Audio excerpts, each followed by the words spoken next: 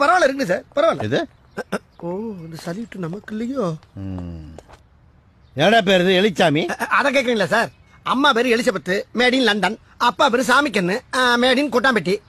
அம்மா இந்தியாவுக்கு டூர் வந்தப்ப அப்பா கைடா போனவர் அம்மாவை ரைடு பண்ணி கல்யாணம் பண்ணிட்டாரு. அவங்களுடைய ப்ரொடக்ஷன் தான் சார் நான். அதனாலதான் அம்மா பேர்ல இருக்க எலியும் அப்பா பேர்ல இருக்க சாமியும் எடுத்து ரெண்டையும் மிக்ஸ் பண்ணி பெத்த பிள்ளைக்கு எலிச்சாமின்னு பேர் வச்சுட்டாங்க சார். டேய், என்ன செஞ்சுட்டு வந்த?